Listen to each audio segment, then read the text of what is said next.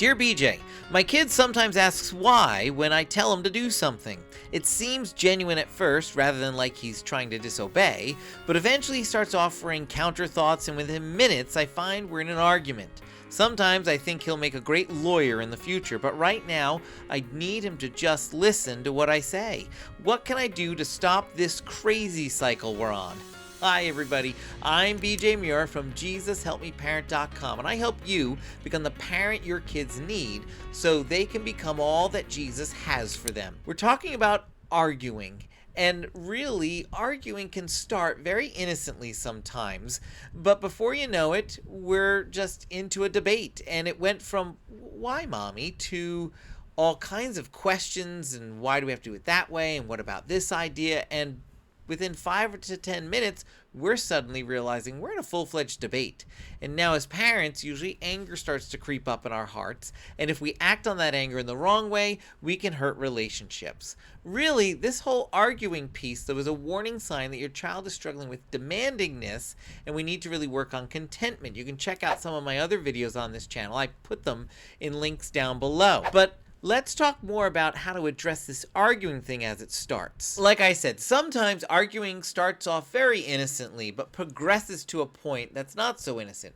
Other times, we've got kids who aren't using arguing so innocently because it's worked in the past and it's gotten them out of doing something that they didn't want to do in the first place. We have to be aware of that and address it head on. We need to realize that our child is struggling with demandingness. Simply put, they're crossing a line in the relationship because they're caring more about the thing they want than the people in the relationship. Thankfully, it takes two to argue, but only one to stop it. The first thing we can do is postpone answering until we have more information. Sometimes kids will come to us with a request and they'll ask a question if they can do something, but sometimes they only give us a little bit of information. And it can be easy to answer at that point with just a quick no, which then can lead into a whole debate and argument as they start releasing additional facts and information to help their case.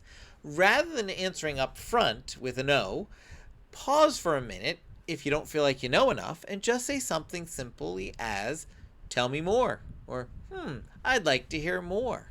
Or even something like, I'd like to say yes, can you help me learn more so I can? Something like that helps you put the brakes a little bit on the discussion so this doesn't turn into an entire debate, and you can have more information and make a wiser decision up front now that your kid's been heard out in a more appropriate way. The second way we can respond to a kid who's starting to argue with us is offer a redo or even switch from the issue to the process. Now, when we're going to redo something, it's very simple. We say something like, whoa, you're starting to argue. Try that again, but respectfully, or something like that. I showed you a bunch of redos in a previous video that I put on this channel, just one video ago. You can watch it there. I'll put the link down below. So you can issue a redo and see if your kid can do it the right way now. You might even need to model it for your child, but we want our kids to redo interactions when they've done them the wrong way. If they keep pushing it, now we have to move over from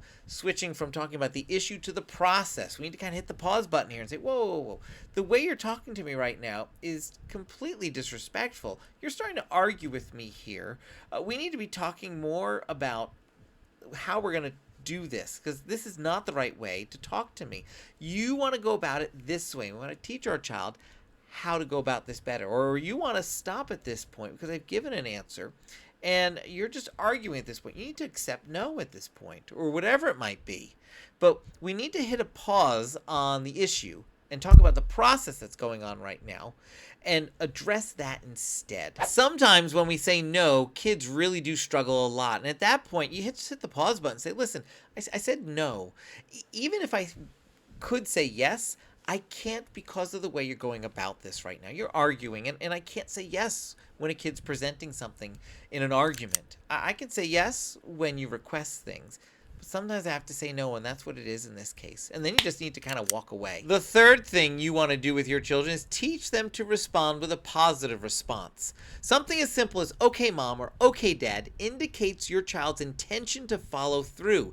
We want to help our children understand how this helps them. Once you say okay mom or okay dad, you're sending the signal to the parent that you're going to agree here and you intend to follow through. We want to teach our kids to have a positive response anytime we're speaking with them and giving them an instruction so that we know they intend to follow through. If you have not grabbed my 5 simple steps to get your kids to follow instructions, you want to do that now by going down into the description and grab the link and grab this resource. It will change family life and it'll bring down the arguing that's happening in your family too. If you've learned something new so far or liked what you've heard, do me a favor, hit that like button right now. The 4th thing we can do is to teach kids what we call a wise appeal. Now, I want to warn you ahead of time, this is an advanced technique or strategy to use with kids. I wouldn't start here with a kid who's struggling with arguing a lot.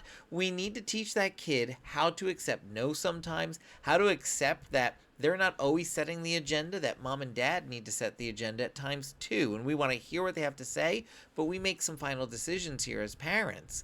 So I don't go right to this strategy at all, but I want to show it to you real quick. A kid who knows how to make a wise appeal is a kid who can generally follow instructions well, knows how to say, okay, mom, or okay, dad, and then make the request. May I stay up 5 extra minutes so I can finish coloring this picture?